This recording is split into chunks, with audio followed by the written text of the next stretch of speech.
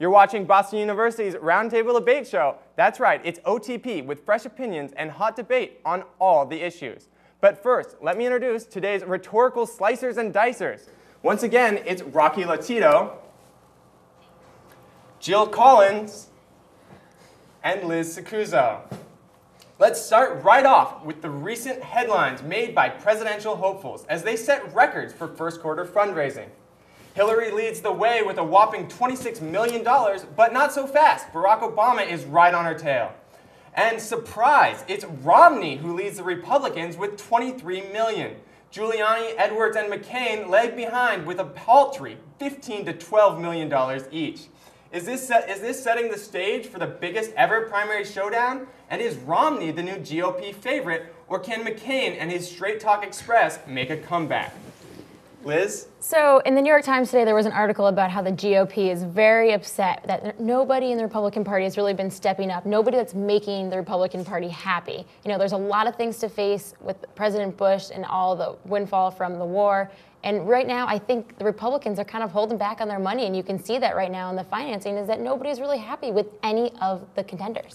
I think the fact of the matter here is that the Republicans refuse to get involved in this election this early because they do still have a president who's a sitting president and they don't want to make him a lame duck. So they're kind of holding back on their money, I think in part just because they want to show some sign of Bush in this last year. They know that the election is still a far way down the road. And let's face it, the Republicans are way better at raising money than Democrats. They're just giving Democrats that little bit like, hey, you might do good this year. Let Hillary Clinton raise the money. And then, you know, McCain and Giuliani are going to step it up. Before we move on to the Democrats, I know that I saw some numbers that said 50% of American voters now would identify as Democrats. I mean, that's a huge wave of support. It used to be pretty much 30-30. Now it's 50-30. I mean, that's a huge swing for the American public. I think it's kind of reflected in the numbers. I mean, Rocky? Well, you know, I mean, I think that the Republicans have kind of been looking at a double-edged sword right now because you see people like Barack Obama, Hillary Clinton, John Edwards getting a ton of press, getting a ton of money, and basically it can go one of two ways. One, they can basically take over the entire election, and the election will basically end with the Democratic primaries.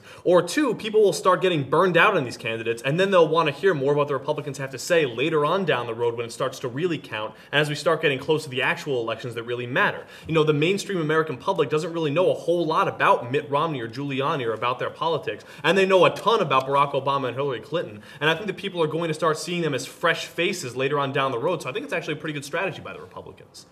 I also want to qualify this by the fact that this is first quarter in 2007. I mean, these fundraising numbers are not going to reflect the numbers down the road. Some of these people have just refused to really, you know, beef up their campaigns. I think the reason that you see Hillary is just because she's Hillary, you know, she's a Clinton. But I think the reason that Barack's numbers are so high and Romney's numbers are that they aren't considered favorites. So they want to make a good showing in the first quarter. We could also see some people coming in later on. I mean, the field isn't Bill closed, Richardson, especially for the I Republicans. mean, yeah. I know there's people who have been talking about it, but not quite sure.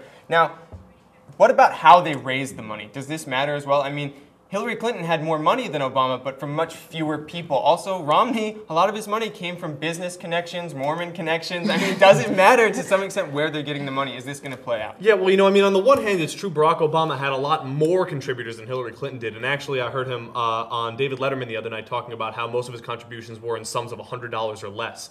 The problem is that most of his contributions still came from college students who people still say are basically his main supporters. So Obama does still have a lot of work to do in terms of getting people outside of the really young idealistic Democrats voting for him. But at the same time, obviously, you know, the grassroots movement is starting up. He does have a ton of money to go with him on his campaign, and I do think that Barack Obama can start to garner up more support among other people. I think the interesting thing is McCain was the one who pushed, I believe it was last year, for the campaign finance. So we'll have to see as things start, you know, the ball gets moving and we see more money coming in, how that affects these candidates down the road. I also think it's interesting to see Barack having the most money raised online because for the longest time it was Republicans and Democrats are catching up. Yeah, I mean, that's a good point, especially with Obama. And we